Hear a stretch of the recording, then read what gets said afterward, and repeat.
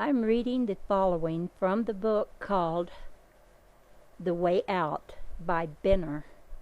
And this is from the chapter called The Teacher, and it is spoken in first person God. The Teacher, you who have heard the call of the Christ and have concentrated yourself and your life to the service of humanity.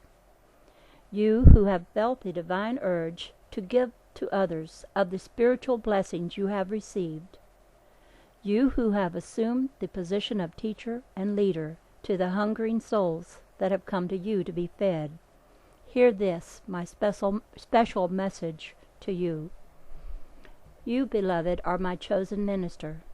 You I have selected to be an avenue through which I shall pour many blessings into the world.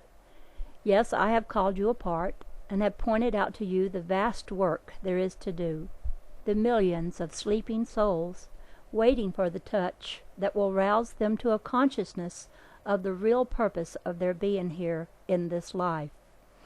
I have shown you wherein you can help in this work, and have proven to you that you are truly helping by the appreciation and gratitude of those whom I have brought to you and enabled you to help. Yes, you feel you are not working in vain, and although the way may appear dark and uncertain, and the means and ability to continue may not be in evidence, yet something within compels you to keep on, telling you that all will be taken care of in due season if you prove faithful to the cause you have made your own. I recall all this to you, even though it may not have appeared thus clearly before to your mortal consciousness. I point this out in order to prepare you for what I now have to say, for I now desire you to know that I have a definite plan and purpose in all this, and that the time is here when you may become a conscious co-worker with me in its fulfillment. The point in your spiritual life has been reached when your true place in my plan and an understanding of my purpose will be revealed to you. If these words meet with a real response in your heart, and you strive earnestly henceforth to obey the instructions I herein shall give. I, who am I? I who speak with so much authority and make such all-inclusive claims, who am I that I can instruct you and can promise rewards which only God can give? Listen, I am you, your own true self. I am your true self, the Spirit of the Christ, whose call you heard. I am your higher self, the quickener, whose urge you felt. I am your divine self, the giver of all the blessings you received. I am God within you. No, not a separate spirit dwelling somewhere within your body. I am you, your very self. Yes, I, God, am you, your real self, all of you, body, mind, soul, consciousness, will.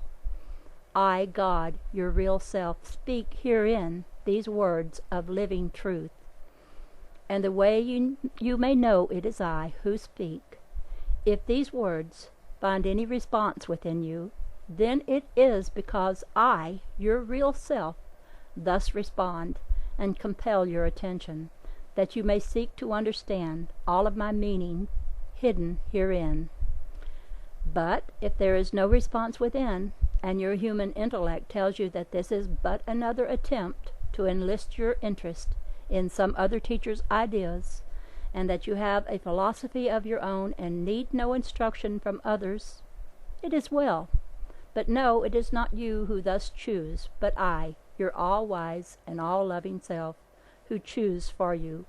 For I have other ideas for you, and will bring you to an understanding of my purpose and of your part in my plan, all in due season, when I have fully prepared your human mind and your soul consciousness, so you can receive it. However, if you hear a voice within, faint, scarcely intelligible, telling you to read on, and perhaps there may be something of value herein, even though you think you already know your part in my plan, and are now fulfilling my purpose, do not refuse, for it is my voice trying to be heard above the turmoil of your human consciousness, gently urging you to keep your mind open, to listen carefully for the words of truth, which I here promise you will appear abundantly, beyond measure, if you truly seek to know the Word of God.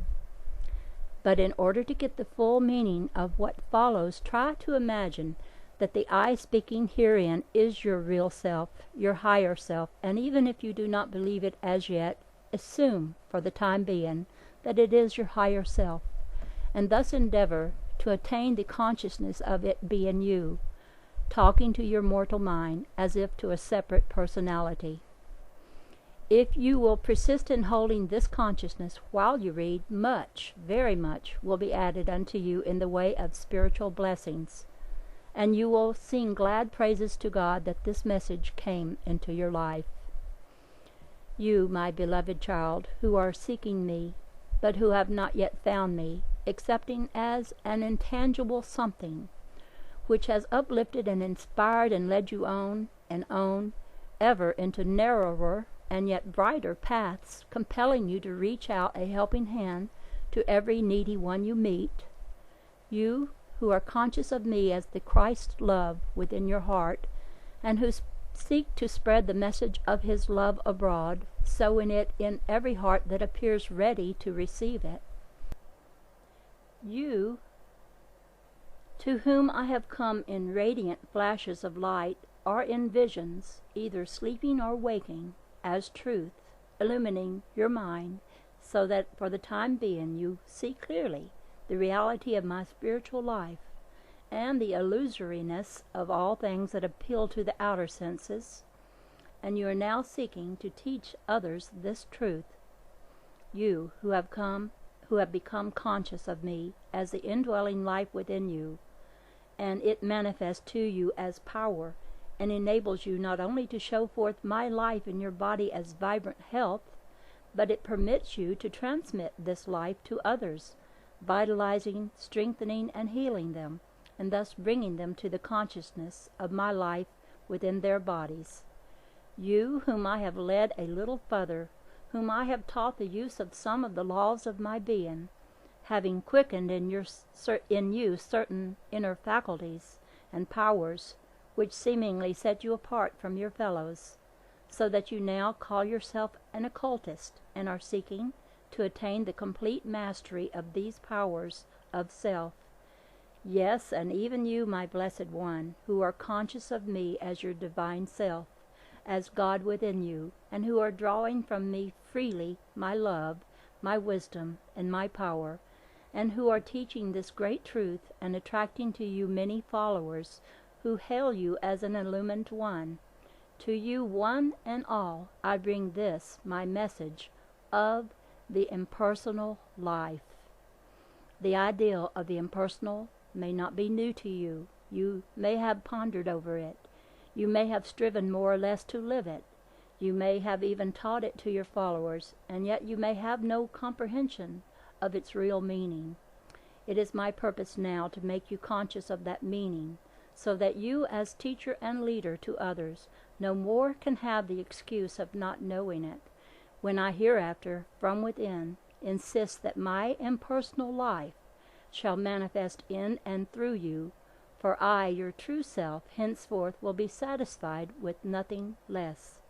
So follow carefully, as I now say, and seek earnestly to know my real meaning, its personal and vital application to you, before passing it by or discarding it, should that impulse come to you. I am first going to ask some questions. In asking these questions, I am directing them straight to your soul consciousness. Necessarily, they will have to go through your mortal mind. As your mortal mind is but a part of your mortal self, or your human personality, it first becomes necessary that you learn the ways of the mortal mind and see this self as it really is, not as you fancy it to be.